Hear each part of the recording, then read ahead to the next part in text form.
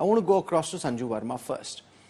This whole idea that there'll be murmurings within the BJP which will be expressed publicly is something that hasn't been seen in the last 10 years. Keshav Prasad Maurya, through what he said at a meeting in Uttar Pradesh on the 14th of July, which was attended by BJP President JP Nadda, seems to have really come out in public what was being discussed in private for quite some time. How do you look at this perception that is now building that your Chief Minister and Deputy Chief Minister are daggers drawn? Your opponents now, ma'am, trying to fish in muddy waters. Akhilesh Yadav saying there's a monsoon offer, let Keshav Maurya come over with 100 MLAs, I'll make him Chief Minister. We aren't used to seeing all of this in the BJP recently. What's going on here? Sanju Verma. Rahul, when you say that, opponents are fishing in muddied waters, and you said that, what has never happened in 10 years is now out in the public domain with the CM and Deputy CM at loggerheads. So I want to ask you, what exactly is happening in the public domain? Why are you, trying to read between the lines and say that there is a problem? Are you aware of facts which I am not aware of? Because I don't know what exactly are you trying to insinuate here. What is it between the Deputy CM and the CM Yogi Adityanath that you are aware of that you would like to have your audience know, which gives credence to your assumption that Uttar Pradesh mein sab kuch sahi nahi hai? On what grounds are you making these assumptions? Fair point. I don't want to enter into a debate myself, so I'll get Sharad Pradhan to answer that question. Now, Sanju Verma makes from the BJP's official spokesperson's perspective a fair point that yes, Yogi Adityanath spoke of overconfidence and that being the undoing of the BJP in the Lok Sabha elections. The Deputy CM says, "Hamare yahan sangathan sadaiv sarkar se bada hota hai. The organization is bigger than the party." Some regional allies have spoken about OBCs and SC/STs not getting jobs. None of this has Keshav Maurya directly attacking the Chief Minister or Yogi Adityanath ji saying something against his deputy, that all this is just kite flying, people having a good time and trying to make a mountain out of a molehill. Nothing has been said expressly which suggests that there is a public expression of discontent. Sharad Pradhan. Well, Rahul, that is a typical expression of any spokesperson of a party. It's their job, it's a duty they have to carry out. They have to defend the indefensible. Obviously, I don't expect any spokesman of any party to be admitting that everything is wrong within the party. Obviously not. Because that's not their, I mean, they get paid only to defend the party, to protect the party, and to say that everything is goody-goody.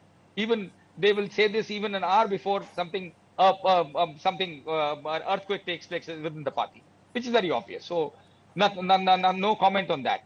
But the fact of the matter is that it is you and I, as journalists, who are expected to read between the lines.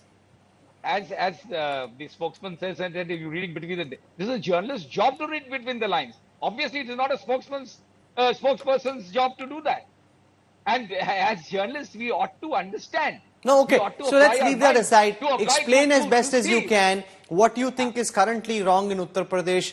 They haven't attacked each other directly. What is it that you're joining the dots to decipher, which you think our viewers should know? Sharad Pradhan. Well, it is, we have been watching this happening, not from today, for a long time. And if anybody cannot see it, one has to be completely blind. And only a party worker can be blind. Outsiders and an objective observer will not be blind to what is happening inside. But it is a fact that that everything is not in order within the BJP. And BJP is a divided house in Uttar Pradesh. It became very evident in the last 1 week. And there have been the kind of statements given by insiders like this Ramesh Mishra, the MLA, former Minister Moti Singh, who have said it in almost as many words. Obviously, they are not expected. Somebody, an insider, is not going to say, no, throw away Modi, throw out Modi. This is the language which is used. Rahul.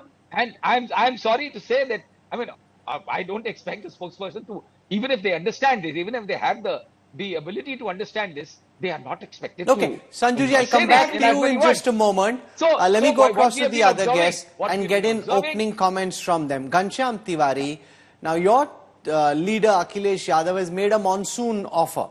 crossover with 100 MLAs. Keshav Maurya, I'll make you Chief Minister. He said this during the elections as well. Now the Samajwadi Party is clearly having a good time. From the BJP's perspective, they're introspecting what went wrong. They're discussing with their party leaders in Uttar Pradesh. Nadda ji is there, BL Santosh is there. And that's not necessarily a bad thing. Obviously, something went wrong if they've come down from 62 to 33. And they're assessing and dissecting this. Is Akhilesh Yadav trying to be too clever by half by putting out this monsoon offer? Good evening, Rahul, to you, the viewers and fellow co-panelists. From Kashmir to Kanyakumari and from Gujarat to Mizoram. Do you know of any state where BJP has not run operational Kamal, which is basically backstabbing any party, their own ally, other party, a party that has mastered this Operation Kamal, backstabbing democracy and their allies, is now being mocked by not just people, by Samajwadi Party. I think it's a welcome sign of humor in democracy. That's point number one. On 15th April 2024, Mr. Adityanath said that Uttar Pradesh mein BJP is going to win 80 seats and that will be the basis of 400 par. And then he wrote Modi ki guarantee on BJP UP Uttar Pradesh handle. So this chaos that BJP is witnessing is because of the complete failure of this double engine. That does not deliver, that speaks highly, but does not deliver. And it is not the infighting of Keshav Prasad Maurya as well as Yogi Adityanath that will turn around BJP. The crisis in BJP is of governance. We have train accidents happening every day. We have over 20 districts in Uttar Pradesh affected by floods. We have a headless administration. People don't know who to turn to given the chaos that is underplaying. And we have two leaders, Keshav Prasad Maurya and Adityanath. Both are not don't have the credential of turning around governance with respect to jobs, with respect to exams, with respect to other issues. So they can blame each other, but the reality is people want them out. Shantanu Gupta, Sanju ji, I'll come back to you. Let me give everyone a fair chance. I will come back to you, I promise. Shantanu Gupta, it's the easiest thing to say, Sab changa si, there's no problem. The fact that the Chief Minister and the Deputy Chief Minister don't have the best equation has been known to anyone who's even a distant observer of Uttar Pradesh politics. It's been said in private, now it's partly coming out into public. Sanju Verma is right, it's not expressly announced, but it's very clear that there is a murmur of discontent in the Super 30 committee that's been set up. The Chief Minister doesn't have his two deputies. Keshav Maurya comes out, presents himself as a Sangathan ka admi. His suggestion is that Yogi Adityanath doesn't meet ministers, doesn't meet MLAs, and runs the government through bureaucrats. And he says the party workers aren't getting a fair say. Is this just natural for this to happen on the back of an election result which is not as per expectation? Or do you think that the edifice that had been created over the past 10 years of the BJP being a united party is beginning to crack to some extent and it started in Uttar Pradesh? I think, Rahul, let's accept it that any news on Yogi Adityanath gives TRP. Sure. A similar news in Karnataka will not travel to your 8 p.m., 9 p.m. debate. A similar incident in West Bengal or Kerala will not travel to your 8 p.m., 9 p.m. debate. But an incident in UP is because UP is Yogi, right? See, similar news, I'm sure if you check your archive, every 6 months or even every month, whenever Yogi Adityanath meets governor, Yogi Adityanath governor se milne ja rahe hain, kya apna istifa chopenge? If Yogi Adityanath meets Amit Shah, talab karega Delhi mein. He's a disciplined guy. He meets Amit Shah very often. He meets the Narendra Modi very often. He takes notes. He comes back, right? Remember in 2021, just on 5th June is Yogi Adityanath's birthday, right? On 2021, 5th June, when Narendra Modi did not tweet on Yogi Adityanath's birthday, I attended 12 debates in one day. Oh my God, Narendra Modi did not tweet. Yogi will be sad because he did not tweet on his birthday. Then we realized Narendra Modi was not tweeting on anybody's birthday in Corona time. He was calling, right? Can you imagine the level of discord? I'm not saying everything is hunky-dory, but that's the space BJP gives. See, Narendra Modi did not come in 2014 as a PM candidate in a hunky-dory environment, right? He pulled all the levers. There was a camp in Delhi. That's a space BJP provides. If you have a merit, just come there, right? If Ghanshyam Tiwari cannot even think of becoming a Chief Minister of Uttar Pradesh, but a Sanju Verma can, right, to her state, because that's the space BJP provides, right? She's very happy. You're making a Chief Minister of Uttar Pradesh. She's pleased at punch. But anyway, let's not get distracted. Let's focus. I'm sure you got the point. You got the larger point. There is a space available and the maneuvering happening. But I'm sure in your own survey, India Today does a survey of Chief Minister. Yogi Adityanath is the number one Chief Minister India Today survey from many times with almost 45-58% ratings, right? So why will BJP be suicidal to remove such a CM, sir? But I'm sure it will give TRP. We all will keep debating it. So I'm saying let's... Okay. No, so Yashwant Deshmukh, let's try and put this in perspective through data. the spectre that's being created is Chief Minister versus Deputy Chief Minister, and that they're somehow two equal opponents. The fact is, as Shantanu Gupta mentioned, that Yogi Adityanath is one of the most popular chief ministers in the country, arguably one of the most prominent BJP leaders nationally at this moment, a star campaigner. And Keshav Maurya, despite the fact that he was BJP state president before the BJP came to power in Uttar Pradesh in 2017, isn't of the same political pedigree.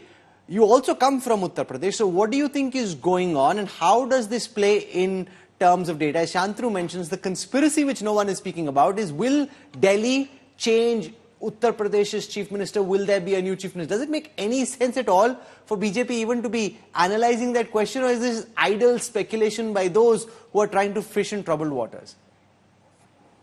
Well, I think there is some truth to every argument that I have heard so far. I mean, it's coming from different perspective. What Shantanu said makes sense to me because, in our MOTN survey for India today, we have been consistently pointing out that UP, apart from Assam, happens to be the only among the two states where the double engine actually works. The rest of the other engines have been always a liability, largely, broadly speaking, But having said that, the number one fact from the data is that Mr. Yogi happens to be perceived as the most popular chief minister in India by the people of India.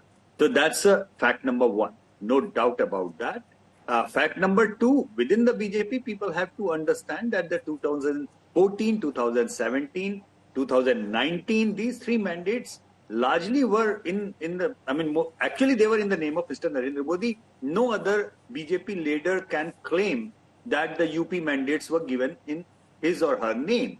So as an organization, as a party is important for them, organization is important for them, goes without saying as the BJP's working style is concerned. But the fact is also there, even though Mr. Modi is extremely popular, his popularity was added with the superlative popularity of Mr. Yogi, and the mandates after that were coming in favor of the duo. But that was unquestionable till 2024 Lok Sabha elections happened. Obviously, that was a root shock for everybody, even the journalists, pollsters, the political animals, for that, to an extent that even Mr. Tiwari would not have been expecting that kind of a mandate from UP in his wildest dreams. Jokes apart. But jitna tha usse bahut zyada hai. The thing is that, obviously, if something that has gone wrong in their home, that was supposed to deliver them 70 plus seats, the questions are going to be raised, the introspection is going to be done, and there would be trouble inside, which everybody else, as Ghanshyamji's party, would love to, fish in, at least for the fun part of it. I don't know how much of that would eventually yield, because as far as Keshav Maurya is concerned, he is a big-time organization guy, very, very disciplined guy.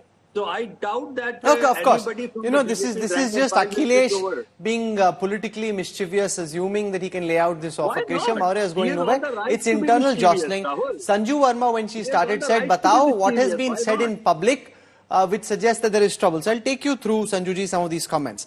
Your alliance partner Sanjay Nishad says, "Garib ko उजाड़ेंगे तो वो हमें उजाड़ देगा राजनीति में. Uproot the poor and they'll uproot us in politics." He also criticized the misuse of bulldozers by the UP government. Anupriya Patel wrote a letter to the Chief Minister expressing concerns about government jobs reserved for OBCs, SCs ending up in general categories. She's saying these candidates are often not found suitable, and she was quite upset with it. Ramesh Chandra Mishra, who's the Jaunpur district BJP MLA from Badlapur constituency, says our party is in bad state in UP. If immediate remedial measures are not taken, we will not be able to return to power in the 2027 assembly elections. Devendra Pratap Singh, an MLC of the BJP, says workers of the party are being neglected. There is loot within the bureaucracy. I can go on. Sunil Barnala, former minister, senior leader, says, "I feel Bhupendra Chaudhary, the party president, should have resigned on his own." Whatever Keshav Maurya has said is absolutely correct. Earlier leaders were resigning themselves. Now Bhupendra Chaudhary should resign. So there is enough discontent. Even if Keshav Maurya or the Chief Minister haven't said anything against each other. From Fateh Bahadur Singh, who's a BJP MLA and former UP Minister, to Rajendra Pratap Singh, alias Moti Singh, who's a former BJP Minister, who said, I have no hesitation in saying that in 42 years of my political life, I could not imagine or see such kind of corruption at the Tehsil and police station level, which is unimaginable. Now, these are all BJP leaders and they're speaking against each other and your government in public, ma'am. Rahul, first and foremost, I'm going to make some very important points now, and I don't wish to be heckled because I've listened to everybody very patiently. First and foremost, you mentioned Sanjay Nishad, Anupriya Patel, Fateh Bahadur Singh, Sunil Barnala, Ramesh Mishra, Devendra Pratap Singh, Moti Singh, so on and so forth. मैं हमेशा कहती हूँ जहाँ दो बर्तन रहेंगे आपस में टकराएंगे. And I think the best sign of a healthy, vibrant government is that the cabinet ministers can voice their dissent. And I use the word dissent for want of a better phrase. But voicing your dissent in the public domain does not necessarily mean that BJP में कलह much गई है, कलेश much गया है. And I still maintain there is no statement from Keshav Prasad Maurya in the public domain, or for that matter Yogi Adityanath in the public domain, saying that all is not well between number 1 and number 2. My third point is this, and this is for Mr. Sharad Pradhan. First and foremost, and yes, you can laugh, but let me have my say because I heard you very patiently. You said, BJP spokespersons are paid to do this. They are paid to say XYZ. So let me correct you, Mr. Pradhan. I have never taken a single penny from the BJP. I do this because it's my passion. I don't get a salary for it. Point number 1. Point number 2. You said it is the job of BJP spokespersons to defend XYZ. Let me correct you again. It is not the job. It is the duty of BJP spokespersons to call out the bluff of some journalists who've been saying since 2014 कि इस देश में कुछ सही हुआ ही नहीं है. And my third point, you raised doubts on the ability of spokespersons to understand the nuances of politics. So let me tell you, Mr. Pradhan, I have been on a few debates with you. 2017, you said, चाहे कुछ भी हो जाए, the BJP will not form a government in Uttar Pradesh. You had egg all over your face. Ahead of 2022 assembly polls, I was on a zillion debates with you. If she gets personal like this, Rahul, okay, Sanju ji, complete very quickly. Sanju Verma, please complete very quickly. Sharad bhai, I'll come to you in a moment. Let her complete. No, because I did not heckle him. You allowed him a free run. Or I will not do the debate because I need my time. I am not here to listen to rubbish from somebody without having the time to rebut. No, 1 second. Put Sharad Pradhan's fader down. I'm going to give you 25 more seconds to complete your argument, Sanju Verma. No, I need 45 seconds. Okay, take 45 seconds. No problem, 45 seconds. Go for it. Yes. So now the last point to Sharad Pradhan. And let me be very clear. You said ahead of 2022 assembly polls, चाहे दुनिया इधर की उधर हो जाए, whether sun rises in the east or not, sun sets in the west or not, but Yogi Adityanath will never form the government again in 2022. And Sharad Pradhan, you again had a nice big fat omelette on your face, so don't question my understanding of Uttar Pradesh politics. But my final rebuttal to Ghanshyam Tiwari, he said, oh, Uttar Pradesh में तो development हुआ नहीं, that is why कलह कलेश much गया. Ghanshyam, I am not going to talk about the Gorakhpur Link Expressway or the Bundelkhand Expressway or the Noida Airport. I am talking about these upcoming projects which were lying in abeyance for decades under an incompetent Akhilesh Yadav. Ganga Expressway, Noida Film City project, Ayodhya Ram Temple, Delhi Meerut RRTS project, Agra Metro, Lucknow Metro, Kanpur Metro, all these are coming to fruition.